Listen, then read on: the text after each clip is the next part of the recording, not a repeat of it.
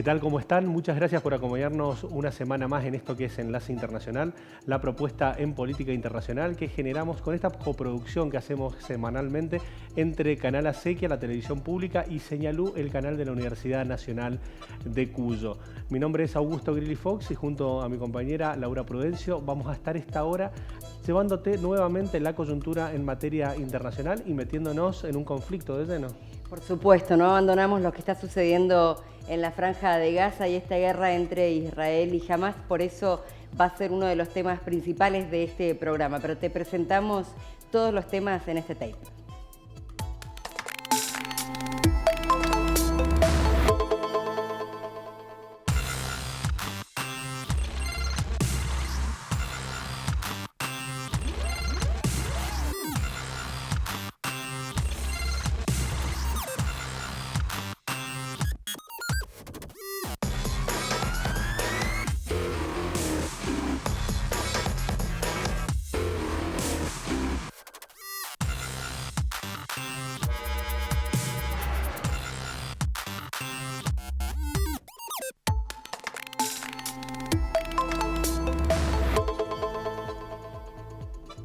Decíamos que va a ser el tema principal de este programa Enlace Internacional de esta semana, lo que está sucediendo en la Franja de Gaza. Y queremos escuchar todas las voces. Habíamos compartido la semana pasada la voz de quienes están en el lado israelí. Queremos ahora saber qué pasa con la parte de Palestina. Exacto, para esto estamos en contacto con Dima Hatif. Ella es periodista, poeta, trabaja para la cadena Al Jazeera, con quien muy gentilmente en cada momento que le hemos contactado se ha puesto a disposición, y es un gusto enorme poder estar en contacto con ella desde Atenas en este momento. ¿Cómo te va, Dima? ¿Cómo estás vos? Hola, Dima. Hola, un gusto estar con ustedes otra vez. Saludos a toda la Argentina. Muchísimas gracias, Dima. Primero, contarnos brevemente de cuál es tu historia, o sea, cuál es tu vinculación, tu relación hacia Palestina. Mi historia es quizás el comienzo de la historia de la Palestina y de lo que está sucediendo hoy. Yo soy refugiada palestina, nacida en Siria. Somos el único pueblo que nace refugiado, porque somos hijos de refugiados. Mi padre fue expulsado de su casa en lo que es ahora Israel, que es la Palestina histórica, 1948, cuando hubo la Nakba. Y fueron sacados de sus casas, caminaron hasta la frontera con el Líbano, y al día siguiente, cuando quisieron volver, se les dijo que ya no es su país, que ya se llama Israel y ellos no pueden volver a entrar. Mi abuela esperó hasta el último día de su vida para poder volver, esperando la noticia de volver. Y claro, murió antes de volver y me pidió volver caminando, a pie, como a ella la sacaron caminando. De hecho, estaba embarazada con 9 meses. Y de tanto caminar, dio a luz en la frontera. Mi tía nació el día que se fundó el Estado de Israel, 15 de mayo de 1948, imagínense. Y pues entonces, regresando a la historia de hoy, la historia de hoy es esa misma historia. Fuimos 700.000 palestinos expulsados en 1948. Hoy somos 7 millones de refugiados palestinos que no podemos volver, que seguimos siendo refugiados. Yo sigo teniendo mi documento de viaje de refugiada palestina, sin nacionalidad, apátrida básicamente, porque no puedo entrar a Israel. Como los 7 millones no podemos entrar. Y la gente que está en Gaza, parte de ellos, gran parte, son justamente de esos refugiados que fueron expulsados de sus casas y fueron atrapados en Gaza hasta el día de hoy. Y cuando cruzaron la frontera hace ahora 10 días, estaban volviendo a la tierra de sus padres y sus abuelos. Dima, pensando y muy lejos, ¿no?, de esa realidad desde aquí de Argentina, ¿por qué es tan difícil conciliar entre los distintos referentes y que se logre la paz, que todos tengan lo que están necesitando en definitiva? Tantos años de muerte y de violencia, que no pueda llegar a un final? Porque para tener paz necesitamos que todas las partes involucradas quieran esta paz. Y para que tengamos paz, tenemos que pasar primero por la libertad de todos los involucrados en esta paz. No se puede lograr la paz sin lograr la libertad del pueblo palestino. Y creo que todos vimos a Netanyahu en Naciones Unidas en Nueva York recientemente con un mapa donde tenía esta Palestina histórica que ustedes ven, que yo tengo siempre allí conmigo. Esta Palestina histórica la mostró como Israel, incluyendo a Gaza y a la Cisjordania, que son territorios palestinos ocupados y reconocidos por Naciones Unidas como territorios de los palestinos. Pero el plan de Israel siempre ha sido de sacar a todos los palestinos de la Palestina histórica y que toda la Palestina histórica sea Israel, solo para judíos. Y de hecho lo vimos en estos últimos días, que el intento era, y la intención es empujar a los palestinos fuera de Gaza para que fueran a Egipto. Y lo vemos en los discursos de muchos políticos israelíes que dicen que no existe un pueblo palestino, que los palestinos serán jordanos, serán egipcios, serán otra cosa, pero palestinos no. Entonces, para que haya paz, hay que tener una voluntad de ambas partes. Palestina aceptó todas las condiciones de los acuerdos de Oslo. No tiene moneda suya, no tiene fronteras suyas, no tiene ejército. Bajó las armas, que eran en aquel entonces era Fatah y era la Organización de la Liberación de Palestina. No tiene aeropuerto, no tiene control de nada, no tiene agua, no tiene electricidad, no controla nada. Aceptó todo. Israel, ¿qué hizo? Seguir con los asentamientos, seguir matando a los palestinos, seguir sacando casas, quitándole casas a los palestinos, seguir bombardeando, seguir matando todos los días. Hay 500 checkpoints en la Cisjordania. Entonces, yo creo que está muy claro que hay una parte que sí quiere la paz y la otra no. Y de hecho, yo creo en la solución de un solo Estado y no de dos. Dima, en relación a los hechos de público conocimiento que se produjeron mediante los ataques de Hamas el sábado de la semana pasada, queríamos saber cuál es principalmente tu sensación y tu punto de vista en relación a cómo se desarrolló todo después a partir de los distintos movimientos que se dieron mediante los ataques de Hamas. Bueno, jamás se ha vivido algo así, en mi vida al menos. Ustedes al comienzo de este programa dijeron la guerra entre Israel y Hamas. Yo tengo que primero distinguir entre la definición de una guerra y lo que está pasando en este momento. Una guerra, por definición, es una guerra entre dos ejércitos. Esta no es una guerra, porque aquí no tenemos dos ejércitos. Y a mí no me parece que lo que está pasando es Israel contra Hamas. Es Israel contra Palestina. Porque fíjense, ¿quiénes son los asesinados, las víctimas de todos los días? Ustedes, ¿qué ven en las imágenes todos los días? Estos niños son combatientes de Hamas.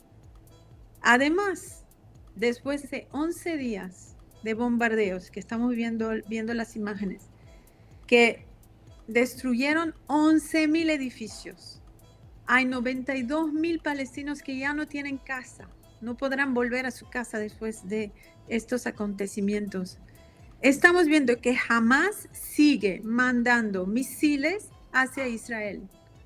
Entonces, a mí no me parece que sea una guerra entre Israel y Hamas. A mí me parece que es la misma intención de Israel de quitar esta tierra del pueblo palestino.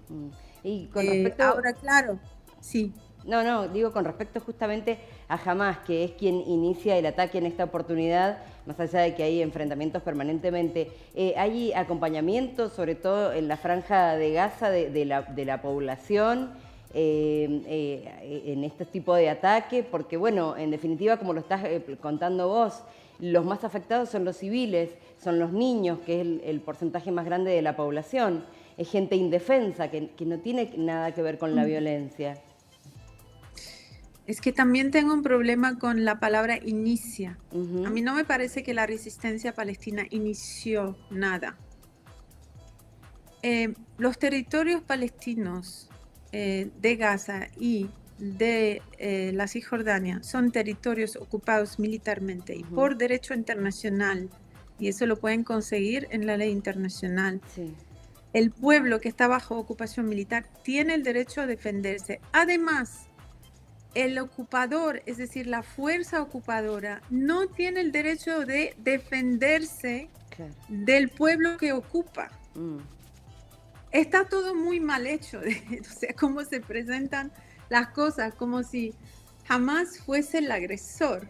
No. A ver, o sea, pongamos de lado la definición de lo que hizo Hamás en cuanto a crímenes de guerra, de todo lo que pasó, que lo vimos, ¿no?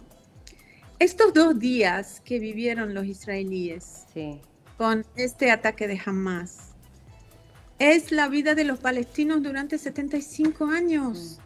Pero la noticia solo se hace noticia cuando los israelíes están asesinados, cuando mueren más palestinos que los israelíes, cuando los niños palestinos están en las cárceles palestinas. Hay cuánta gente en las cárceles palestinas, en las cárceles israelíes. ¿Cuántos palestinos están sin juicio durante años en cárceles israelíes? Para mí también son rehenes, son prisioneros de guerra.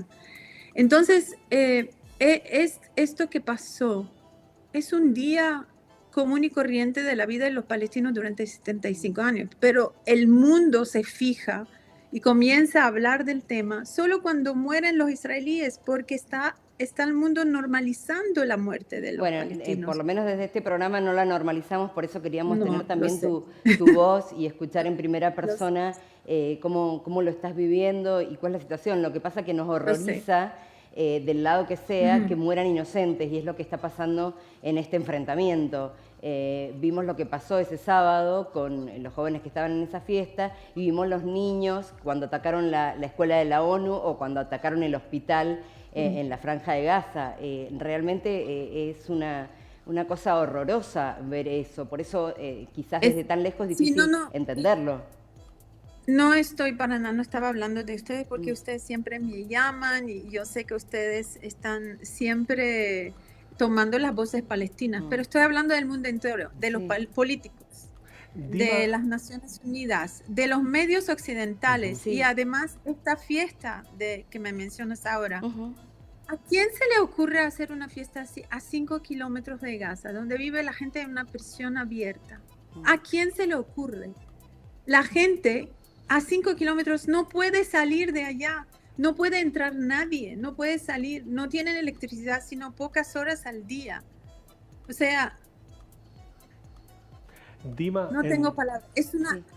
Sí, no, te quería preguntar en relación a lo que es propiamente el conflicto que se ha desarrollado, la forma en la que se ha potenciado. ¿Vos creés que pueda llegar a existir una potencial regionalización, teniendo en cuenta que también ya Hezbollah hoy por hoy se lo puede interpretar como un actor más también de esta compleja situación que se está dando? Es posible, lamentablemente lo digo, es posible. Ahora veamos la situación en la región. Yo aquí estoy en Atenas. Salió de aquí un barco de griegos israelíes que van a apoyar a Israel para combatir a Hamás, supuestamente. Salió de Perú un avión, salieron aviones de Estados Unidos, de Francia, de muchas partes. A los árabes que quieran apoyar a Palestina o a los palestinos mismos, no se les deja cruzar la frontera para ir a Palestina. De hecho, nadie puede entrar a Gaza desde hace ya más de 15 años, porque está bajo bloqueo total. La gente no puede salir, no puede entrar. Las fronteras de Egipto, de Jordania, de Siria, del Líbano no están abiertas. La gente no puede cruzar para apoyar a los palestinos. ¿No se ha cumplido con eso, Dima? ¿No se está cumpliendo con lo que se había anunciado, por lo menos desde Egipto, la apertura de la frontera para que llegue la ayuda humanitaria? Es que está abierta solamente para ese propósito nada más, pero si intenta pasar algún egipcio para apoyar a Palestina, como están volando desde Occidente para apoyar a Israel, no es posible. Pero si fuera posible, yo creo que habría millones de Argelia, de Marruecos. A pesar de la normalización en Marruecos, los marroquíes salieron a la calle en Rabat, yo no sé si los vieron, pero eran ríos de gente apoyando a Palestina. Desde la propia Siria, que está también bajo la guerra del régimen contra su pueblo, desde el Líbano, Egipto, increíble el apoyo en Egipto, pero todos los países árabes, sí, de verdad. Y en el mundo occidental también. Y desde el mundo occidental. Ahora, ¿qué pasa? Que estos países árabes que tienen ejércitos, pero usan estos ejércitos para más bien reprimir a sus pueblos cuando salen en revueltas, como lo vimos en las revueltas árabes. Se usaron los ejércitos para reprimir a la gente. No se usan para apoyar a los palestinos. Claro. Entonces, una guerra regional, ¿qué va a ser? Porque la mayoría, como dicen ustedes en Latinoamérica, son pitiyanquis. Los regímenes árabes son pitiyanquis, o sea, tienen bases gringas y no van a hacer nada en contra de la voluntad de los Estados Unidos. Aunque sí vemos voces ahora criticando lo que está pasando, pero es solo palabra, o sea, ¿a dónde van a ir con las palabras? Sí. Entonces, una guerra regional, ¿qué va a ser? Va a ser con Hezbollah, y eso quiere decir Irán. Eso sería gravísimo. Más terrible aún, sí. Eso sería gravísimo, y de hecho Irán anunció que estaría dispuesta, que tiene 1 millón de combatientes, que bueno, que todo esto. Y esto sería, por supuesto, terrible para toda la región, y no creo que sea, o sea, no es la vía. Yo espero que lo que está pasando pueda quizás avanzar la causa palestina en algún momento, a pesar de todas las pérdidas, para que los palestinos puedan hablar de sus derechos de verdad sobre la mesa. Con esta, llamemos esto lo que llamemos, pero es un poder militar que tiene Hamas en este momento, que nunca ha tenido antes. Ocupar asentamientos enteros dentro de Israel, nunca ha habido eso, nunca he visto eso antes, desde la guerra del 1973, cuando eran ejércitos de Egipto y de Siria, que entraron en guerra contra Israel para liberar parte de los territorios ocupados por Israel de Egipto y de Siria. Entonces, yo no sé, estoy pensando, vamos a ver escenarios, de verdad acaban con Hamas, como dicen, pero no es solamente Hamas, hay yihad. Mientras no tengamos solución para los palestinos, habrá un nuevo Hamas. Con el tiempo. Dima, te agradecemos muchísimo este contacto. Siempre destacamos tu predisposición y la máxima y absoluta solidaridad. Abrazo fraterno desde Argentina. Gracias. Porque realmente nos duele mucho lo que está pasando. Gracias. Estábamos en contacto con Dima Hatif. Ella es periodista, poeta, trabaja para la cadena Al Jazeera. Ella está en este momento en Grecia, en Atenas. Muy gentilmente nos brindó esta nota, justamente para poder tener también esta perspectiva, esta interpretación de los hechos que se han dado a partir del sábado pasado. Y vamos a seguir con este tema seguramente, porque sigue tan latente y, como decíamos y lo hemos reiterado, tan dolorosa la situación que se vive allí, que parece, por lo menos en el corto plazo, no tener una solución, o por lo menos una solución pacífica. Exactamente. Ahora no te vayas de ahí, que en el próximo bloque tenemos mucho más Enlace Internacional. Y vamos a hablar, antes de irnos al corte, del Papa Francisco, porque dio una nota a Telam, una nota extensa. No habitualmente el Papa da este tipo de notas, pero bueno, justamente que veníamos hablando del respeto, en esta parte de la nota habla del respeto por las identidades.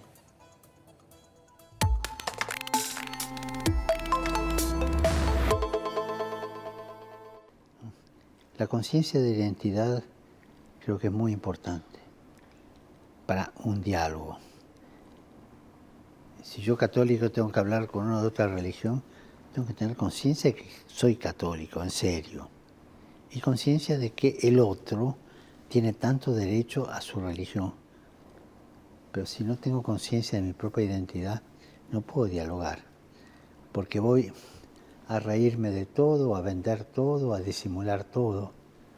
Y no tengo consistencia, sería un poco durito de afuera, pero sin consistencia verdadera.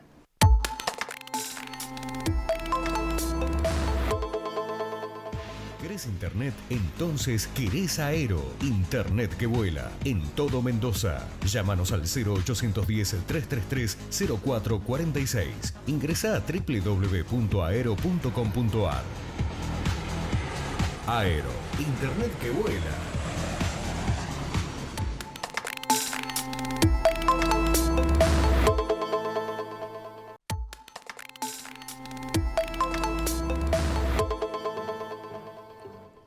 Nuevo bloque en Enlace Internacional y vamos a viajar a Venezuela.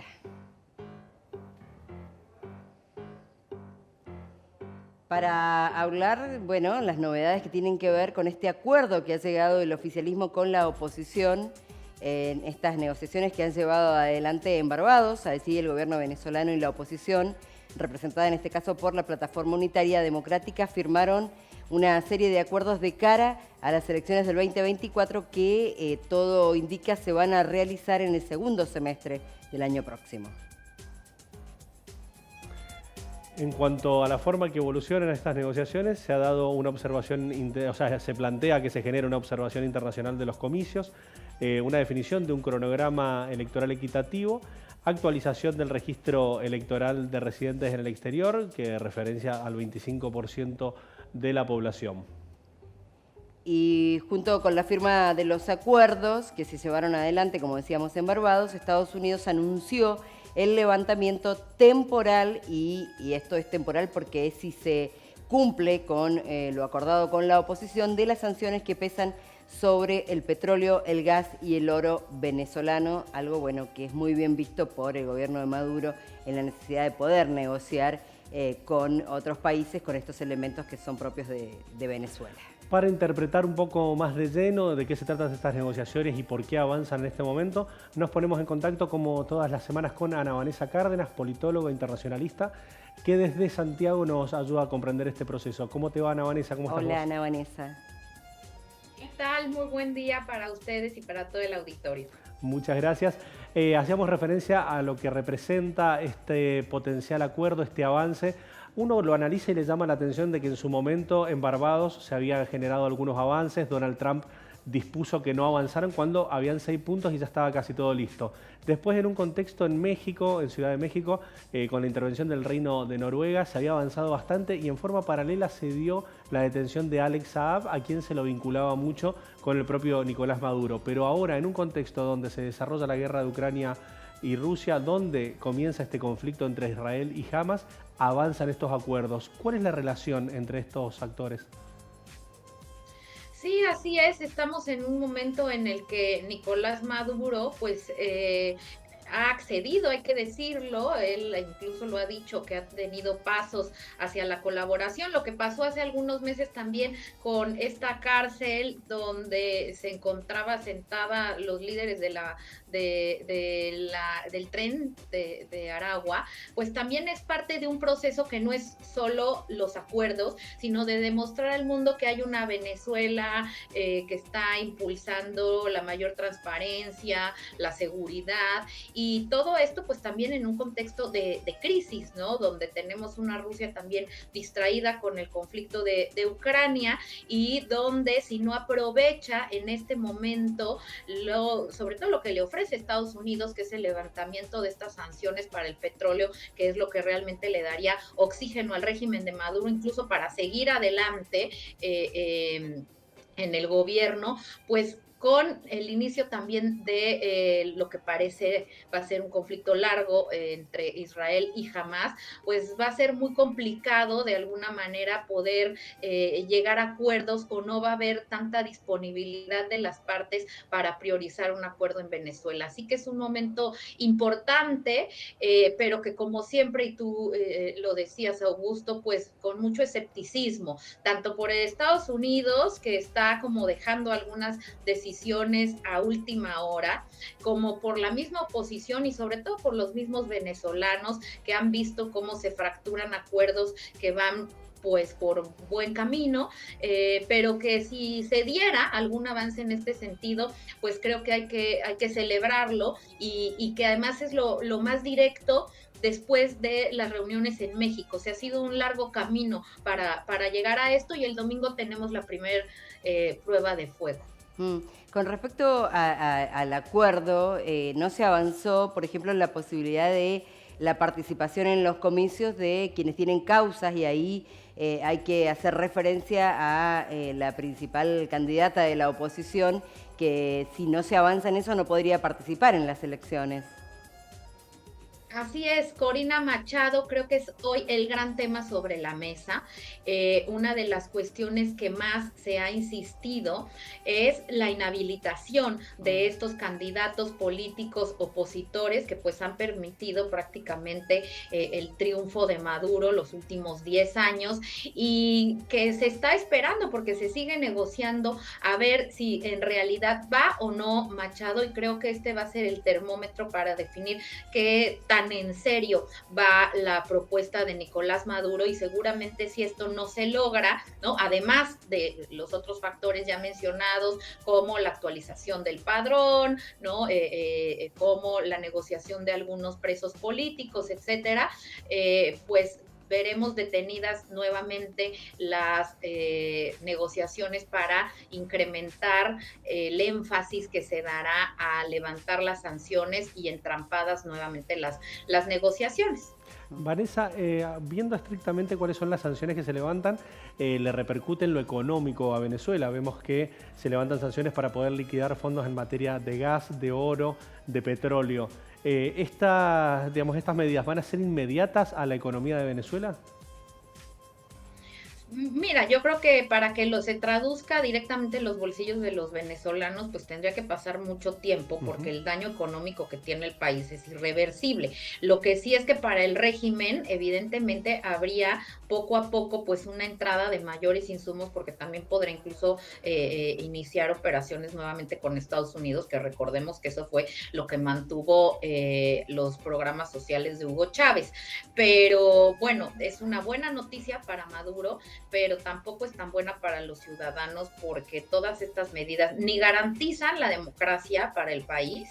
Es un paso, sí, en caso de que se llevaran a cabo, pero en términos económicos faltaría todavía mucho para que la población resintiera un cambio. Y con respecto a Maduro, ¿cuál es en este panorama y con la posibilidad de elecciones el año próximo, en el segundo semestre, cuál es su vida política? ¿Él puede volver a ser candidato? ¿Se puede presentar? ¿Esto está permitido? Sí, desde luego, porque Venezuela tiene la reelección indefinida, ¿no? Es por eso que ha estado tantos años en el poder. Claro. Y porque además tiene el control para cambiar por decreto o vía la asamblea cualquier disposición que fuera en sentido contrario. Claro. Así que claro que se podría postular. Tenemos también ahí al hijo de Chávez, ¿no? Y a varios candidatos opositores, pero bueno, los más importantes inhabilitados, ¿no? Prisioneros. Así que, bueno, creo que va a ser muy, muy complicado. La verdad es que desde el análisis se antoja pues casi imposible si Maduro quiere reelegirse, ¿no? O incluso nombrar algún delfín, ¿no? Lo cual no lo creo. Si es que inhabilita la oposición, si es que, pues, más bien quita la inhabilitación de la oposición y va a las elecciones con algunos de estos candidatos, pues prácticamente sería un suicidio político, y no creo que hoy el gobierno esté aún dispuesto a hacer una transición democrática. Vanessa, te agradecemos muchísimo el contacto, como todas las semanas, y la semana que viene nos encontramos de nuevo. Claro que sí, con mucho gusto. Buen día. Muchas gracias. Con nosotros Ana Vanessa Cárdenas, politóloga internacionalista, ayudándonos a entender qué representa en teoría este concreto paso en relación a un acuerdo entre oficialismo y oposición y también un acuerdo entre lo que es el gobierno de Venezuela y los Estados Unidos. Y vamos a cambiar de tema para seguir repasando la nota del Papa Francisco, donde habló de diversos temas. Vamos a escuchar una nueva parte.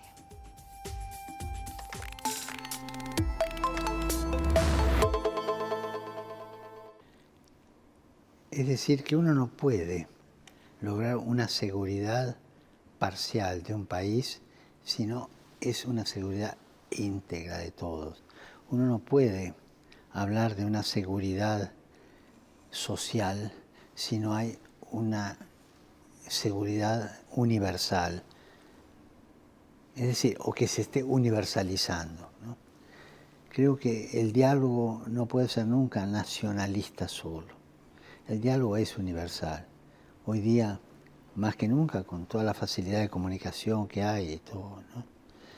Por eso yo hablo de diálogo universal, de armonía universal, de encuentro universal. Claro, contra esto ciertamente el enemigo es la guerra. O sea, desde que terminó la Guerra Mundial hasta ahora, hubo guerras en todos lados. Desde la Segunda Guerra Mundial hasta ahora hubo guerra en todos lados. Fue lo que me llevó a decir que estamos viviendo una guerra mundial a pedacitos, ¿no?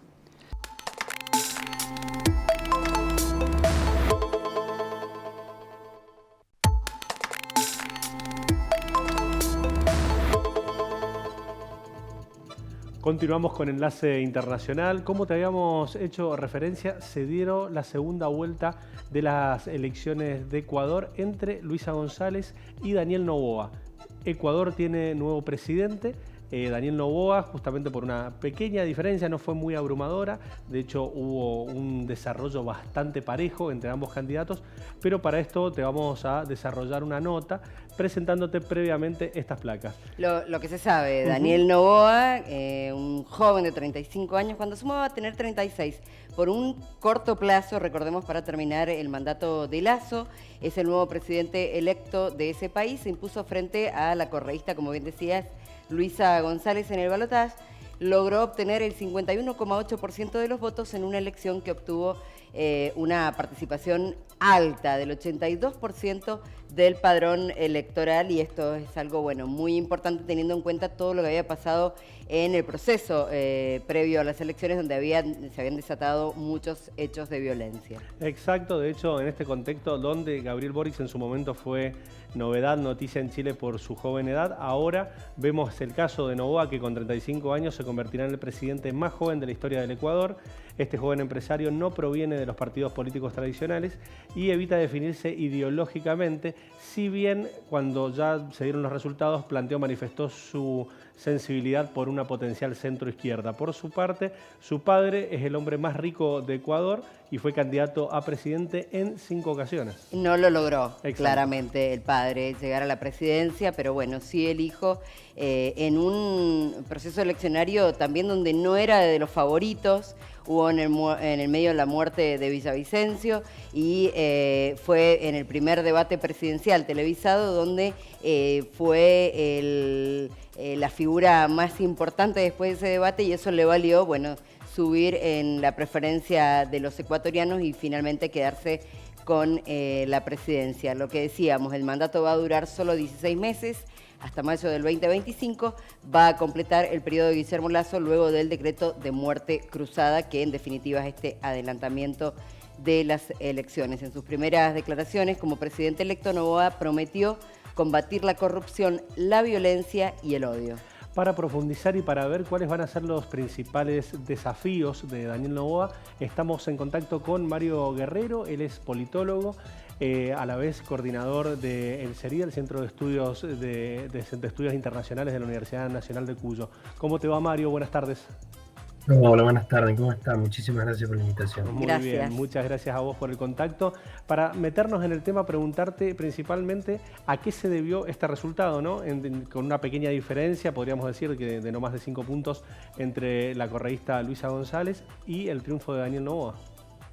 Bueno, yo creo que varios puntos ustedes ya los mencionaron, pero creo que hay dos centrales, ¿no? Uno tiene que ver con el hecho de que Noboa, dentro del voto no correísta, era el candidato que menos resistencia generaba. De hecho, rápidamente supo ordenar, si uno mira y ve y compara los valores de la primera vuelta respecto a la segunda vuelta, estamos hablando de que Noboa logró juntar más de un 25% de votos respecto a cómo creció la cantidad de votos de González, ¿no? Entonces damos cuenta de que aquel elector no correísta que podría haber llegado a votar a Villavicencio optó por la candidatura de Noboa, y eso explica en cierta medida el hecho de que haya ganado en segunda vuelta, siendo que en la primera vuelta quedó segundo, ¿no? Y por el otro lado, que está muy relacionado a este punto, tiene que ver con el hecho de que gran parte del voto no correísta fue ordenado por el voto anticorrea. En este sentido, el correísmo sigue siendo castigado, fuertemente castigado respecto de sus desempeños anteriores. En este sentido se entiende de que Noboa, una persona que no es de la política, sí del sector empresarial, estamos hablando de una de las familias más ricas y más poderosas de Colombia, de Ecuador, país vecino. Lo cierto es que resulta atractivo de cara a lo que tendría que ser un gobierno de transición, porque son 2 años, 16 meses en los que no se van a poder hacer muchas cosas, y las promesas de campaña, tanto de un lado como del otro, pero ahora le toca a Noboa implementarlo, son promesas bastante importantes y bastante grandes de realizar. Mario, justamente eso, teniendo en cuenta que tiene poco tiempo para llevar adelante todo lo que prometió durante la campaña, ¿cómo va a ser, sobre todo con un parlamento donde es minoría? Difícil, y uno si lo entiende en la tendencia histórica en la que viene Ecuador. Ecuador históricamente ha estado dividido en 3 grandes sectores. Un sector más de derecha, centro-derecha, si lo queremos referir, uno más de centro-izquierda. La centro-derecha siempre ha pululado, ¿no? Ha tenido distintos candidatos, muy difícil de ser atribuido a un partido propio. La centro-izquierda ha sido más cooptada o más ordenada por el correísmo. Y un tercer actor que es clave, que hay que ver cómo es que va a terminar interviniendo en todo el proceso que se viene, tiene que ver el movimiento indígena. Tiene peso propio, tiene organizaciones propias, y es un actor clave que el correísmo supo tenerlo dentro, con el cual supo negociar y construir consenso, poder, pero la ruptura de estos 2 grandes actores hizo de que se generaran ciclos de inestabilidad, los cuales atraviesan a Ecuador en este momento, en un contexto en donde el narcotráfico, la violencia, los asesinatos se han vuelto una realidad y una cotidianidad, en donde en la avenida del medio, en la ruptura de esta alianza entre el correísmo y el movimiento indígena, se han colado candidatos como lo de Lazo o Noboa, los cuales lamentablemente están teniendo dificultades para poder negociar y consensuar. Lo cierto es que el escenario que se viene sigue siendo de igual imprevisibilidad y bastante difícil, más si teniendo en cuenta que son solamente 2 años. Mario, con el resultado puesto, Luisa González salió de inmediato a reconocer el resultado y además planteó que era el momento de finalizar, de cortar con los odios y con las diferencias. ¿Vos creés que va a ser Luisa González la actora, podríamos decir, política con la que va a negociar Noboa y a la vez que el correísmo ha quedado cerca y, digamos, no ha sido mala la performance en este proceso electoral? Debería ser. Debería ser en un contexto en donde se está comenzando a ver el hecho de que es factible asesinar candidatos. Era una realidad que en Ecuador no estaba presente. Estamos hablando de que el alcalde más votado, el alcalde más popular de todo Ecuador y un presidenciable fueron asesinados en este proceso electoral. Una realidad que Ecuador no la conocía. Era más propio de su vecino Colombia que de Ecuador. Entonces necesariamente se tienen que comenzar a pensar puntos de diálogo y de encuentro entre actores que viven en Ecuador, porque Correa sigue estando por fuera, Correa sigue sin poder volver a Ecuador, y esto genera un problema en el sentido de que Correa sigue siendo algo que castiga, por lo menos genera una imposibilidad de pensar un reordenamiento del correísmo sin Correa, parafraseando algo de realidad política argentina. Y entonces en este sentido yo creo que Luisa González va a tener que pensar, más teniendo en cuenta de que dentro de esos 2 años vuelve a haber elecciones presidenciales y hay que ver qué tipo de consenso y cómo es que se reordena la centroizquierda y Noboa mismo, ¿no? Hay que ver cómo le va de cara a lo que se viene, ¿no? Lo que queda claro es que el correísmo está vigente y hay que ver cómo le va a Noboa para ver cuáles las posibilidades que tiene dentro de estos 16 meses para las elecciones a presidente en el 2025. Totalmente, sigue siendo la primera minoría con un 30% y algo, y hay fuerzas de que se ubican dentro del espectro de centro-izquierda que están fragmentados en un 14-15% en 2 actores. Hay que ver cómo es que se vuelve a reordenar todo ese espacio y si el correísmo es factible y capaz de volver a incluir a estos actores que son importantísimos y sin los cuales no se puede entender la política ecuatoriana, que es todo el movimiento indígena, el cual se ha roto y se ha separado desde hace muchos años del correísmo y ha generado estos ciclos de inestabilidad en donde es bastante complicado construir consenso en un contexto de alta fragmentación partidaria. Los partidos políticos cada vez están más localizados y extendidos a lo largo del territorio ecuatoriano, lo cual dificulta en pensar proyectos nacionales que integren y abarquen a la mayor cantidad de actores posible. Mario, muchas gracias. No, por favor, siempre a disposición. Un gusto. Bien, para darle continuidad a lo que ha sido el planteo que se ha generado sobre el análisis de esta guerra que se da entre Hamas e Israel, nos parece interesante e importante plantear un análisis de lleno en relación a cuál es el impacto ambiental y cuáles son las condiciones ambientales en las que se encuentra dicho conflicto. Para esto nos visita una vez más un amigo de la casa, Manuel Verdaguer, licenciado en Gestión Ambiental. ¿Cómo te va, Manuel? ¿Cómo estás vos? Hola, Manuel. Hola, Augusto. ¿Qué tal? ¿Qué tal, Laura? ¿Cómo va? Muy bien. Bueno, han sido muchas las aristas desde donde se ha analizado este conflicto y veíamos necesario analizar con vos, porque uno ve los ataques, ve el impacto. Bueno, ¿cuál es principalmente el impacto ambiental que este conflicto genera? Bien, impacto ambiental podemos trabajarlo a nivel suelo, en el cual los proyectiles, las vainas, todo lo que es residuos, genera contaminación, destrucción de las estructuras, de edificios, el ataque a centros de asistencia, y ataque también que se puede producir a lugares donde se genera electricidad, ¿sí? Cortando el abastecimiento de agua, electricidad, suministro de combustibles fósiles, pueden generar un caos y además con todas las personas que terminan muriendo en este estado bélico, sucede que se generan focos infecciosos, hay desabastecimiento de alimentos. Entonces a nivel suelo tenemos una contaminación puntual respecto a lo que es todos los residuos que genera, ese residuo peligroso que puede generar el arma y contaminación de suelo. A lo que es aéreo es un impacto que también empieza a generar una sensación ambiental, un problema ambiental global, porque la atmósfera va a moverse a través de todos sus vientos, ¿sí? Calentamiento en atmósfera, contaminación con gases precursores de efecto invernadero. Entonces esas estructuras que se ven deterioradas ahí no se van a poder reemplazar, sino que esas ciudades se van a instalar en otros lugares, quedando una gran cantidad de pasivos ambientales, con también la dependencia de qué tipo de detonación hubo, porque eso puede generar problemas que la flora se deteriora y que la fauna no vuelva al mismo lugar, que se desplace. Entonces no son problemas puntuales, sino que estaríamos ya en un segmento más global.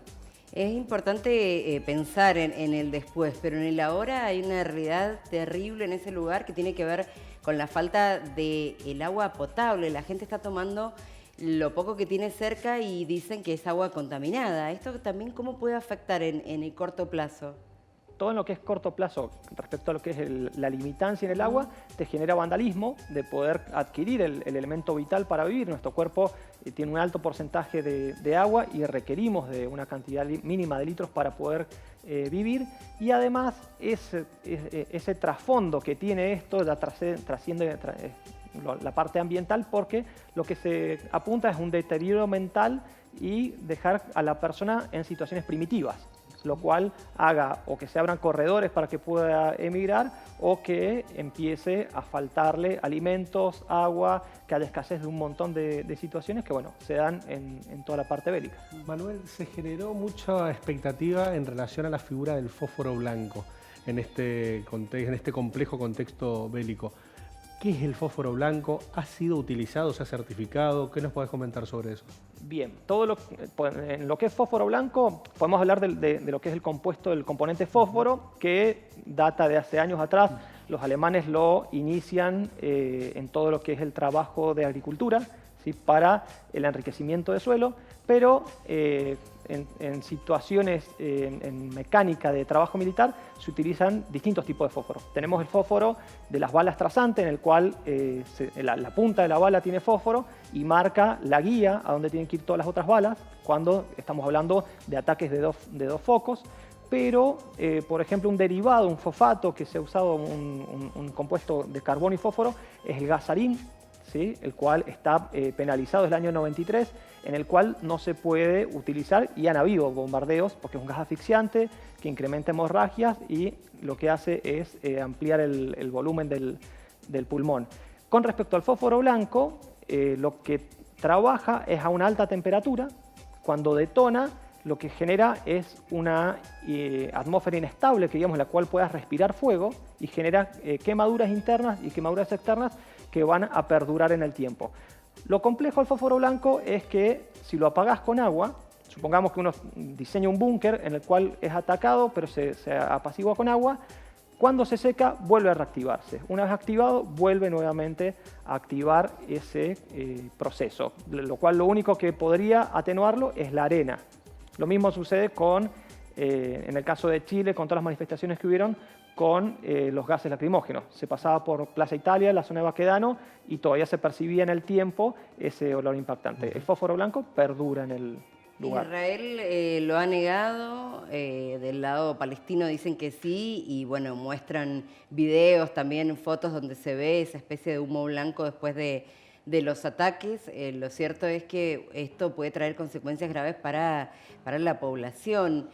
¿Cómo se puede rebatir eso? ¿Hay alguna forma en que las personas que están alcanzadas, afectadas, de que eso no los dañe?